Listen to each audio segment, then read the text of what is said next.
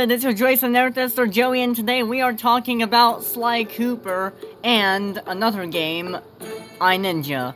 We're gonna talk about Sly Cooper slightly more than iNinja, but hey, that's all that was in my life, you know? But yeah, welcome to the second episode of my Nostalgia Retrospective, and we're gonna be taking a look at these two games. Sly Cooper slightly more than iNinja, because I have more nostalgia for Sly Cooper than iNinja, just slightly more, but I will cover iNinja toward the end. Both Sly Cooper and iNinja, I have extreme nostalgia for. Despite my intense nostalgia for these two games, I only have very few memories of playing them for some reason. It's like having so much, good memories with just, one or two of those memories, if that makes sense.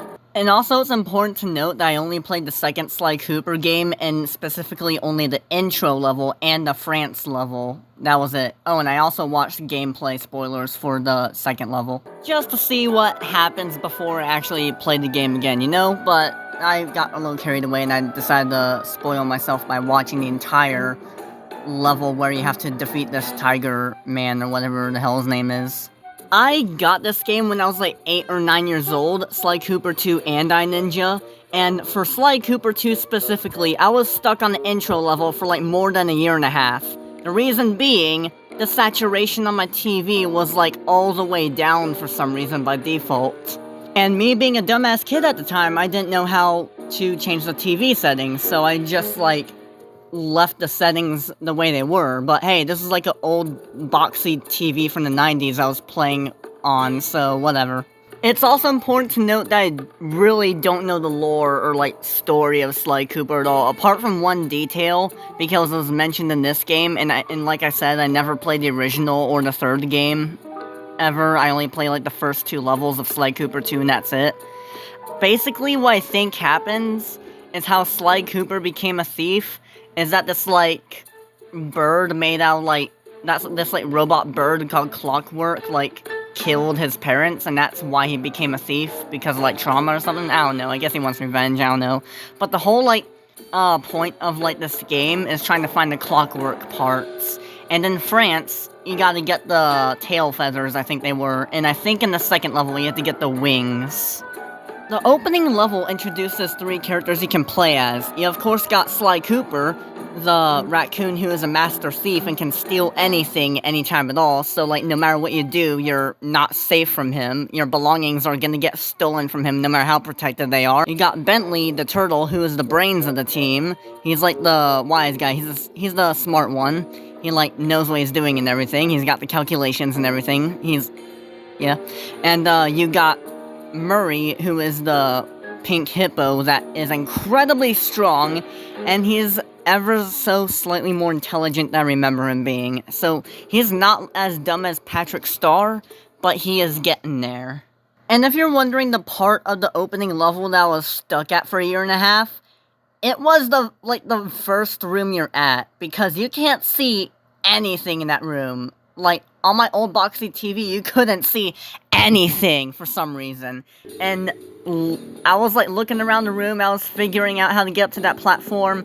I was looking around, I was oh, do I go on this circling globe thing, or how do I get up to that skeleton hanging from the ceiling? Apparently there's just a little trampoline that you just bounce up to get up there, and that's it. That's what I was stuck on for a freaking year and a half. After meeting some over-exaggerated cops with ray guns that try and chase you down, you escape into the van and then go to France, because you have to find the Clockwork parts, part 1.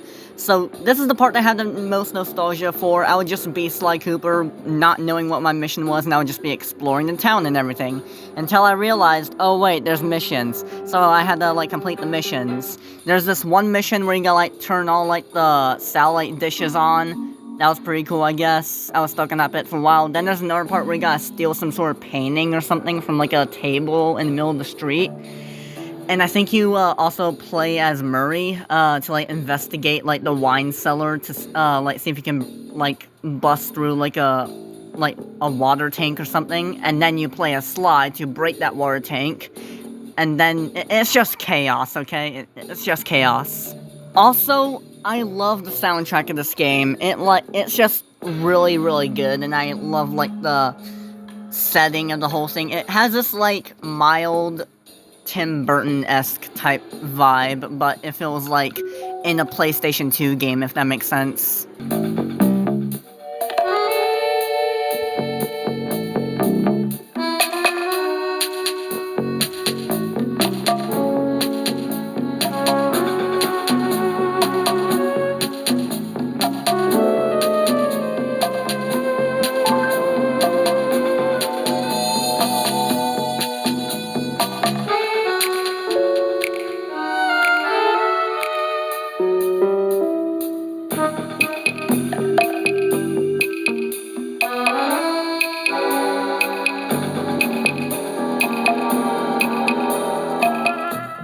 This soundtrack really reminds me of the movie The Bad Guys. It has the same kind of, like, mystery type vibe to it.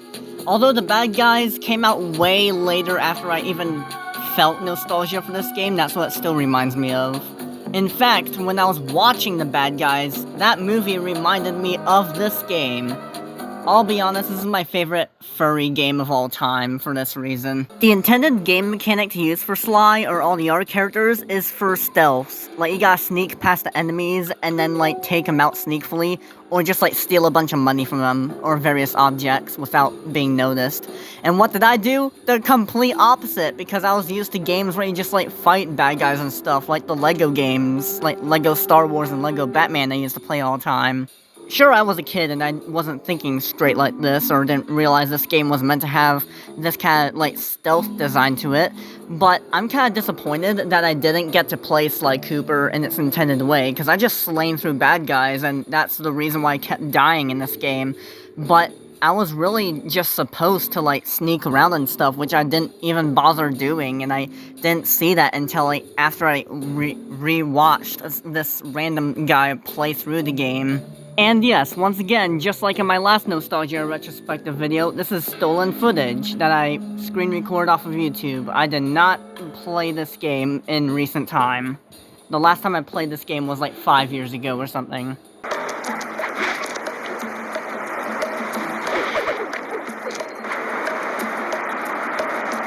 I need to focus. Which valves do I turn to divert water pressure from the plaza? To change the flow of water through a valve, I should press the circle button.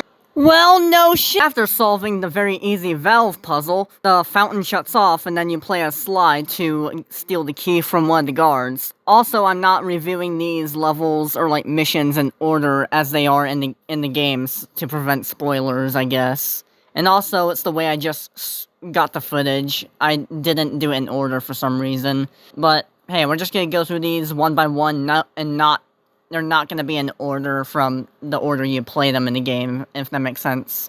Like, this game has different missions per level, if that makes sense, or per episode, whatever you call it. And the way I, like, screen record this for some reason is, instead of, like, screen recording the whole, like, video, I just, like, randomly click through the video to get different sections of it for footage. Which is why all the missions you're gonna see are gonna be out of order and stuff. Credits to this YouTuber who I stole this footage from, who's playing a game about stealing. This section right here that we're about to talk about is probably one of my favorite, if not my absolute favorite part of this game so far. You play as Bentley the Turtle, the Brains, and you have to sneak in to the nightclub, and basically you have to, like, destroy all these, like, pillars and stuff. But before that, you have to break your way in by using bombs against lasers. And you have to make the guards fall asleep so you can sneak past them and get into the main bit of the nightclub.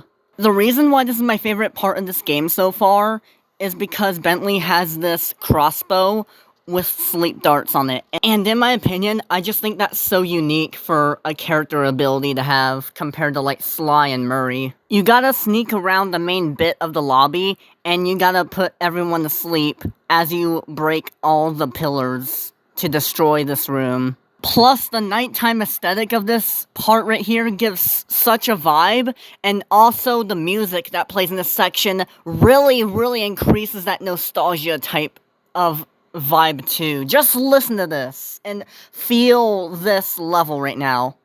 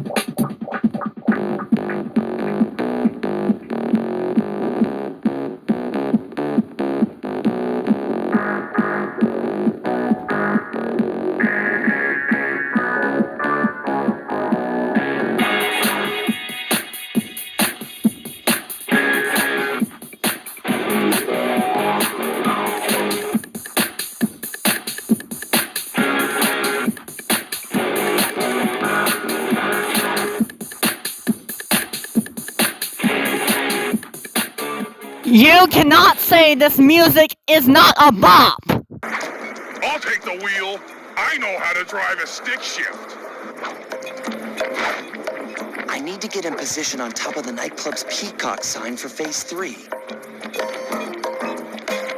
As a kid, this part was really difficult because I thought you had to like jump from the ground onto the golden railings of the building of the nightclub, but I didn't realize that you could just jump onto another building and then get on top of things that way.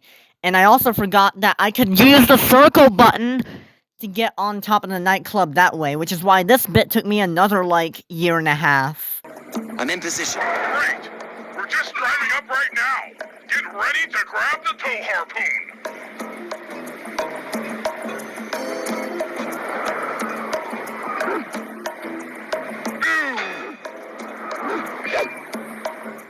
Bad shot. Hook's on. Pull away. Slide! The guards are onto us! Protect the truck! This part of the level also took so many months or even to a year to beat because of how like difficult the enemies were like flooding in and everything. And I could probably beat it with ease now, but at the time, 11-year-old me could not stand a chance against these guys. It took me like I played this section for hours on end trying to beat this until like one day I finally got to the end of this. Once you protected the truck successfully, you get to pull down the front advertisement statue thing for the nightclub to break into the fountain, which is where you will encounter...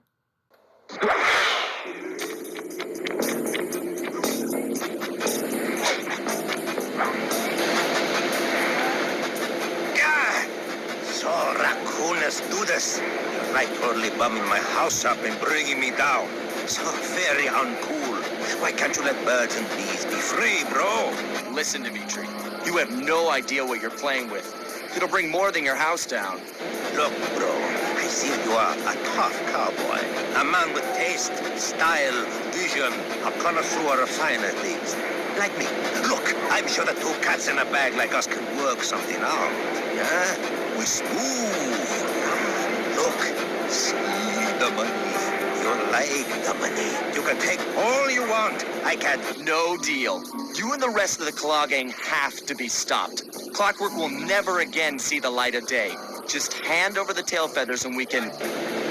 What is this with clocks, bro?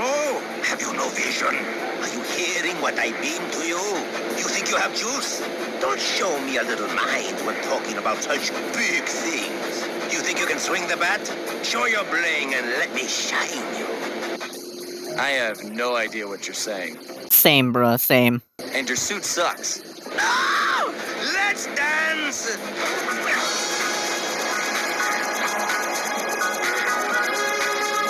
Overall, this boss fight is like really easy. Like, you can just avoid— What?! I do not remember the darts being that fast, cause I beat this boss battle with ease somehow. Okay, so yeah, basically, Dimitri acts like you're fighting against another player rather than AI, which is insane. In my opinion, at least. Like, it feels like you're actually fighting your friend in the battle or something. But yeah, I somehow do not remember any difficulty while playing this boss battle for some reason. It only took me like 2 tries to beat him for some reason. But like, looking at this footage, how did, like, stupid little kid me get past this guy so easily, and I could not handle, like, 10 rats while having to guard a truck? How did I defeat the main boss level in, like, 5 minutes, but it took me a year and a half to figure out the tutorial level? All I had to do was jump on the trampoline! At long last, you finally defeat Dimitri, and his plans are foiled.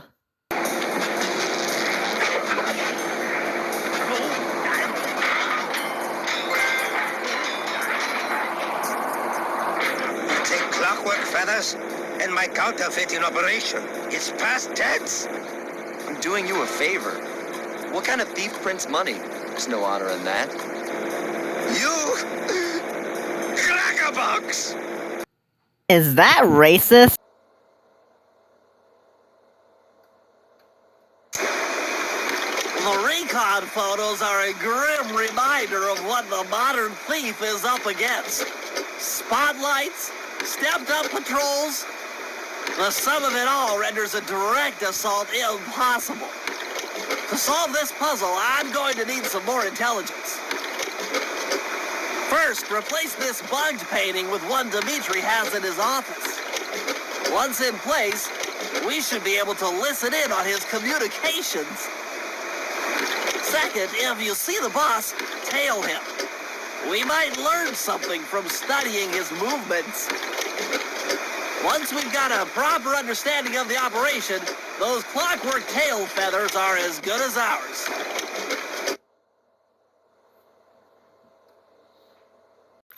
Sorry, I'm eating a burger right now.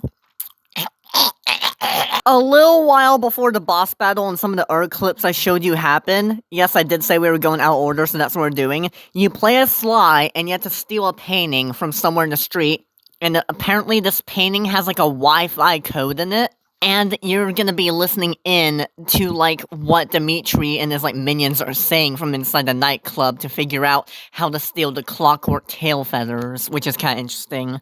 You gotta get it back, and you gotta do a little switcheroo trick with the one in his office. I just find the idea of like Wi-Fi and radio listening networks hidden inside of a painting to be weird on its own. But yet again, this is Dimitri we're talking about. He's like a really interesting artist. After a slight sister location reference and taking out a few janitors, you get the painting and then you're out of there. The replaced painting now on you, you now have to summon Dimitri from his yacht, or like his mini like boat or whatever, and for some reason, you have to ring a bell so he knows it's safe to come out, and I'm still not sure why he wouldn't come out. Maybe it's like hide from like authorities or something. But basically how it works is one of his minions will like ring the bell and he comes out. Basically what Sly is doing is he's ringing the bell and he's gonna follow Dimitri around to study his movement so he can learn a thing or two about him, so he can sneak into his like nightclub and then have the boss fight with him later. By the way, the epic nightclub music is back.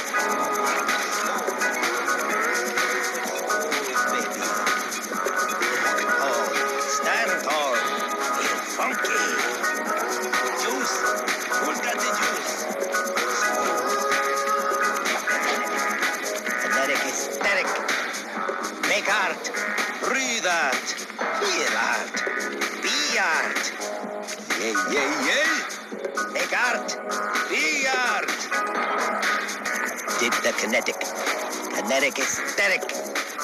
Make art, breathe art, feel art. Aha! Dimitri as a character, while like re-looking at the footage, really reminds me of myself. Because I can be weird like that, but I also feel like I'm an artistic and creative person in sort of the same way, but not as twisted, if that makes sense.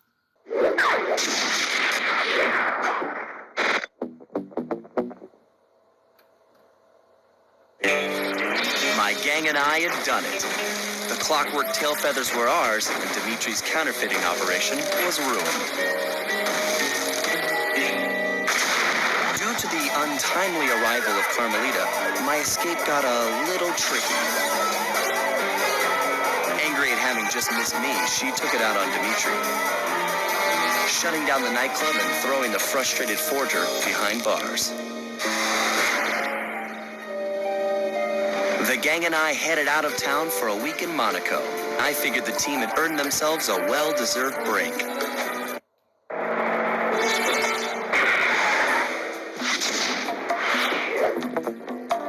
I have tried to play like the first part of the Monaco level, but I couldn't see a damn thing, so I just decided to watch a video on it instead, like, a few weeks ago. Just to know what I was going in for when I decided to replay this game again. It probably won't be for a while because I lost my PlayStation 2, but we're trying to get it back sometime. We're trying to get another one off of, like, frickin' eBay or something. Well, yeah, let's move on to the next and last game, iNinja. I won't talk as much about this game, but I will mention some things about it.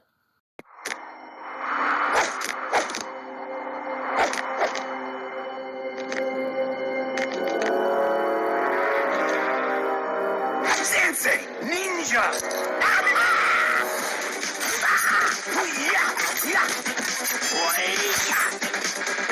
Master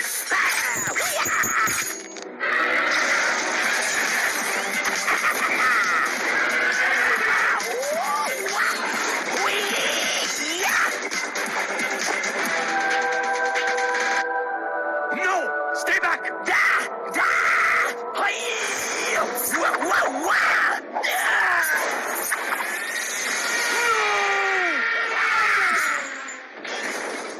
What have I done? Master, you're dead. Your grasp of the obvious astounds. It wasn't my fault. What was that thing? That was a rage stone, an ancient object of great power.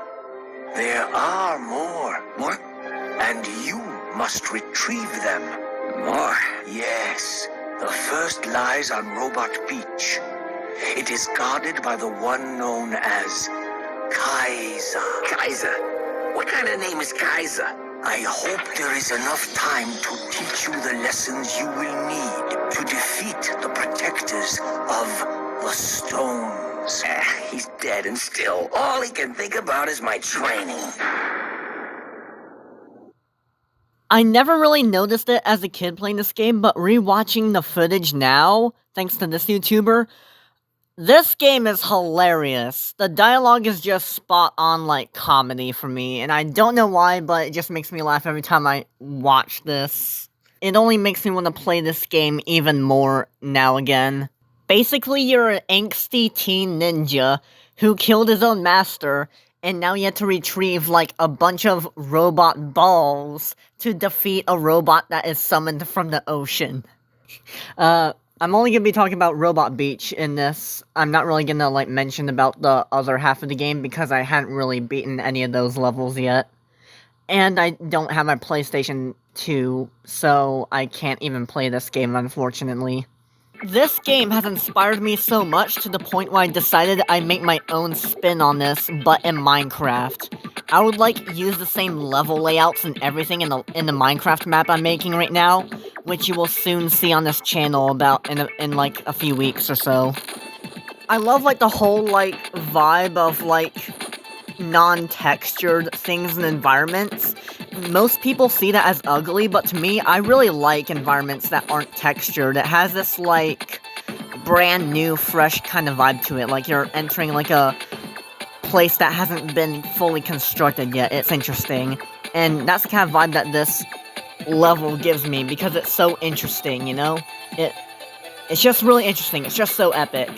Also, not to mention the gameplay is awesome. It's like parkour mixed with fighting enemies with unique abilities. It's like a platformer mixed with a fighting game. It's awesome. This level and the next two levels I'll be talking about right after this level, of course, are extremely iconic to me in, like, gaming history. Because I would, like, play this game all the time, like, in the middle of the night and stuff on school nights or whatever. It's awesome. In a gameplay perspective, I really like this game a lot more. But at the same time, Sly Cooper does such a good job at it too. But I mostly like Sly Cooper more for its vibes and aesthetics. But the gameplay... Okay. These are both really good games. I can't decide which one's better than the other, to be honest. After robbing the ball, you gotta roll it through, I kid you not, I swear this is real, a bowling ball course. You can tell that the game devs had a lot of fun making this game when they put stuff like this in a game like this. Just the overall comedy, you know? You can tell that they had fun making this game. You can just tell. Look at it. Just look at it.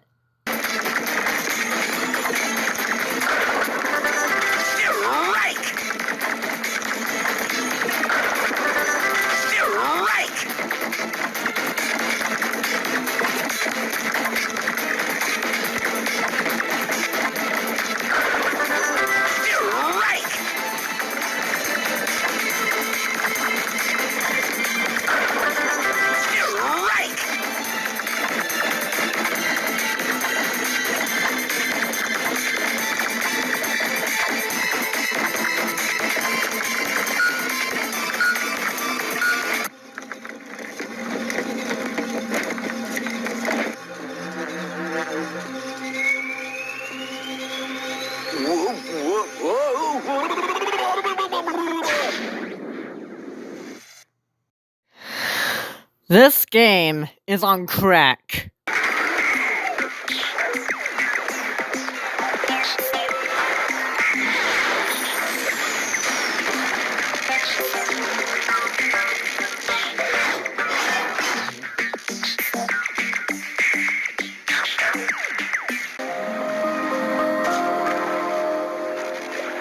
The ranks have taken Takayama's left eyeball to use as a laser defense system. Find it and roll it back here. It won't be easy, but I know you can find a way, Ninja. Got anything tougher?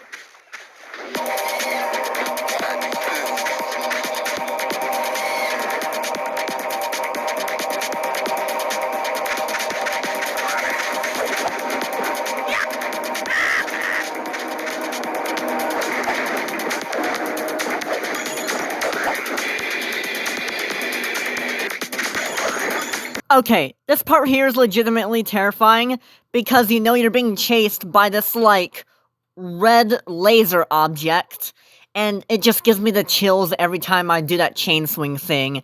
I don't know why it's this level that specifically makes me nervous about that, and not any of the other levels where it includes the same game mechanic and everything. Maybe it's like the unsettling environment or stuff, but whatever it is, it's just that anticipation. It's still there. It's the fear of, like, something chasing you, you know?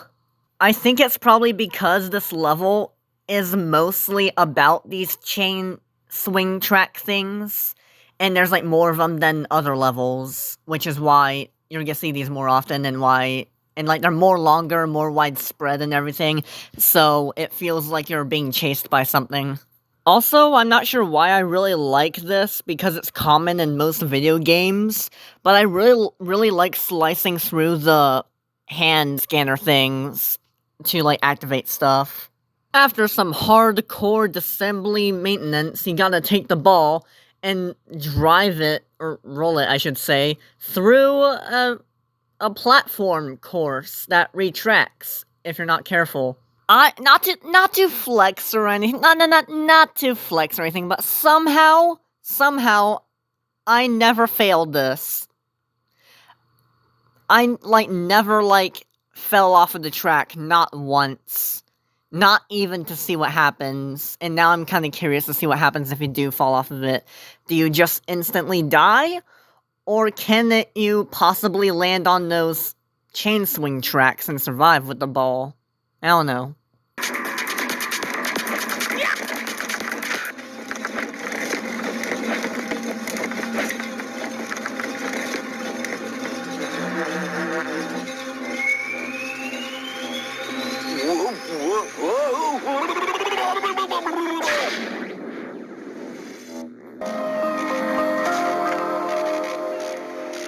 The ranks have taken Takayama's heart and are using it to power their operations on the beach.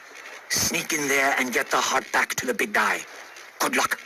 You'll need it. Well, that's all clear to me now.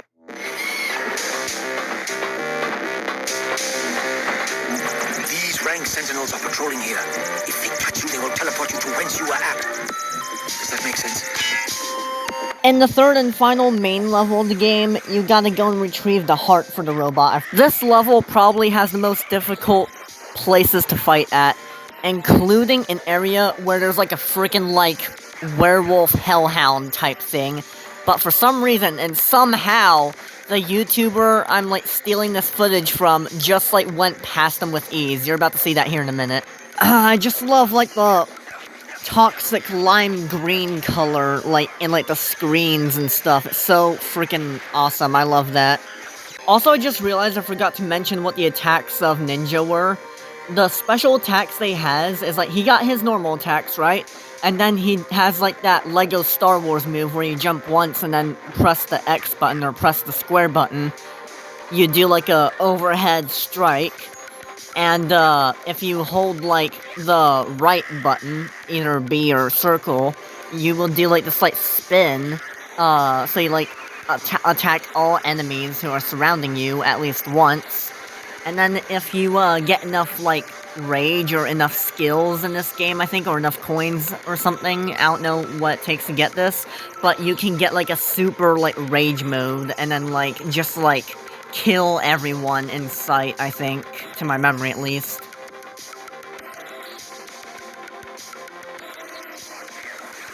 Did you see that? Did you just see that? He made my gameplay look like a joke! Like, I've been struggling to defeat that red hellhound looking ass thing for like a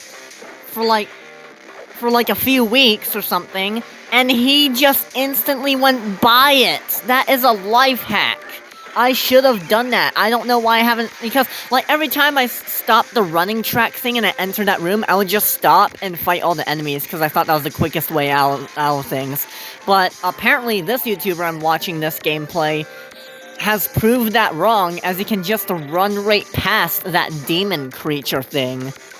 Anyways, you attach yourself to the robot's heart, and then you teleport to a platformer course.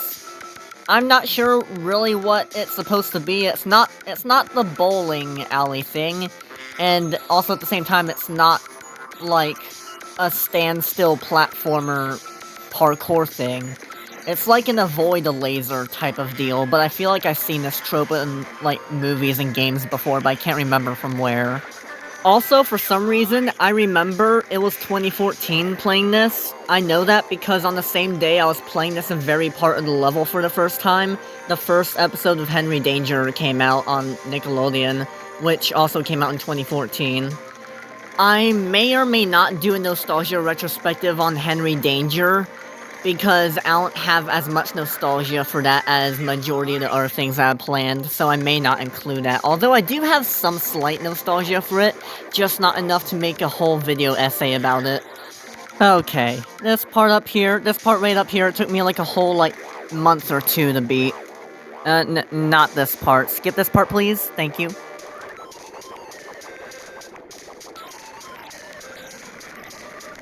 This took me like 2 to 3 months to beat, because this part is insanely hard. You see those arrows that you have to balance on? Those move you forward automatically, and if you don't steer onto the other arrows that are going a different direction than the ones that you were just on, you'll fall right off of the track. So you have to balance on them, making sure you don't fall off. And it took me like 2 whole months to get through that. And somehow, this dude right here just like managed to like get through all that and thinks he can beat me and my— And that, ladies, gentlemen, and non-binaries, is iNinja. What a game. This is comedy. And it's hilarious. And it put a lot of stress on me while playing this, especially the last level. I'm not going to review, or like look over the Kaiza battle, the robot that comes from the ocean or whatever, because I don't have really any nostalgia from that point forward, so I'm just gonna end this here. Both iNinja and Sly Cooper 2 are like really good games to me and have like a lot of nostalgia in my heart, and I can't wait to play these games again. These games are so good, and if you haven't already, I want you to play them for yourselves. I think they're also available on the Xbox 360 or like the PlayStation 3, so if you have those, definitely go check them out. I don't know for certain if they are, but they could be, and I'm not sure. But anyways, thank you very much for watching and taking a ride with Memory Lane with me, and I'll see you all next time. Goodbye! Wait! I forgot to mention how my nostalgia works! Basically, I have this weird thing where I like categorize my own nostalgia stuff. I'm like so over obsessive over like my childhood memories where like I would like sort them in like different categories like according to their aesthetic and vibes and stuff. Which is why I included both Sly Cooper 2 and iNinja in this video. It's because they both feel the same kind of vibes to me. Even though they do have their differences, in general, they have a lot of similarities in, like, gameplay and stuff like that. Which is why I, like, talked about them both in this episode.